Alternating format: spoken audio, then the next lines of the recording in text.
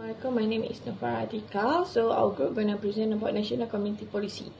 So National Community Policy is a collection of rule, principle and action adopted by a country governments to foster unity, inclusion and social among its varied population. It strives to instill a sense of connection and share responsibility in all citizens, regardless of their culture, ethnic, religious or social origin. So, National Community Strategy recognizes the importance of social integration and recognizes that a society may contribute to general stability, economic prosperity, and the well-being of its citizens. Such a policy frequently emphasizes the idea of tolerance, respect, equality, and cultural variety. Assalamualaikum, my name is Farhan bin Bakar. So I will explain about background for National Community Policy. The National Community Policy, which was approved by the Cabinet on 23rd November 2018, aims to empower community efforts in housing area, especially in stratified housing area, to be actively involved in the maintenance and management of public property and common property. This policy also provides focus to develop an inclusive community in order to achieve well-being. A prosperous and cohesive community will create close cooperation and promote life which is harmonious and safe. The ultimate goal of this policy is to create sustainable communities and generation. So for the objective, empowering community members to have a sense of belonging, caring for shared property, space and amenity, and taking responsibility for community and residential areas. Second one is creating a community that is concerned about community concern as well as mutual respect, love and collaboration among neighbors. Next is promoting strategic partnership in community development between community and the public, business and non-profit sector. Last but not least is increase the number of leaders and volunteers in stratified housing community. Thank you. So I will explain about the National Community Policy Strategy. I will explain about 4 clusters for this policy strategy.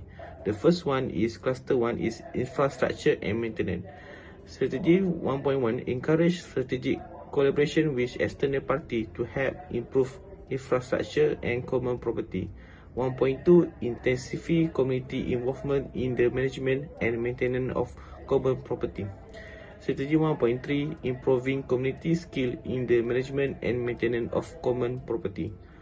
Okay, for the cluster 2 is safety. Strategy 2.1 ensure a safe and secure living environment. Strategy 2.2 increase awareness and knowledge related to safety aspect. Lastly, strategy 2.3 for safety is strengthening social cooperation between the community and related parties in the effort ensure safety issue are given property. Then for the cluster 3 is entrepreneurship and social business. Strategy 3.1 promote a culture of entrepreneurship and business. Strategy 3.2 expand opportunity for increased income. Last but not least, strategy 3.3 to promote a culture of social entrepreneurship. The last cluster is cluster 4, which is sport and recreation. The first strategy is create and maintain sport and recreation infrastructure so that it is safe to use. Next, add an appropriate number of sport and recreation activities. Last but not least is increase collaboration with strategic partner in bringing lifestyle culture to life healthy. Assalamualaikum. So my name is NURUL bin HALIM. So I will explain about the benefit. So the National Community Policy was formulated by the Pakatan Harapan government to mold the people to take care of their shared properties, space and facilities. So this policy is related to the community development activities where all the community's members are urged to participate in improving their standard of living. Program Perumahan Rakyat (PPR), also known as People Housing Program is an initiative by the Malaysian government to provide low-cost housing scheme for community with a monthly income of 2,500 or less.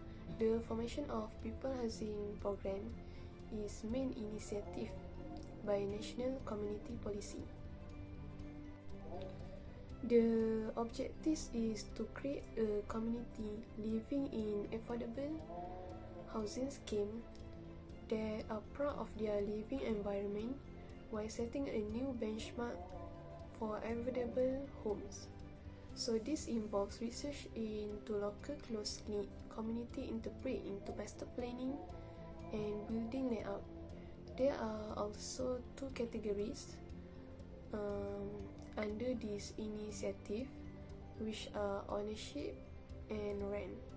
Under this ownership category, each PPR home is open for sale at 35,000 in Peninsular Malaysia and 40,000 in East Malaysia, while PPR home can also be rent for RM124 per month. So this affordable rate would allow as many B40 income earner as possible to live under a safe and comfortable roof. Apparently, the National Community Policy, which was approved by the Malaysian Cabinet on 23 November 2018, aims to empower the community in residential areas, particularly those in social housing, people housing program, to be actively involved in the management and maintenance of public property. So, in conclusion, the Malaysian National Community Policy is very crucial in order to build the spirit of unity and prosperity among the citizens. Besides that, the policy will be able to create a community that would be active in keeping their surroundings clean and safe, having high moral and civic consciousness, and practicing a culture of mutual device for the benefit of everyone. In fact, the National Community Policy can be enhanced by including all types of community in the policy.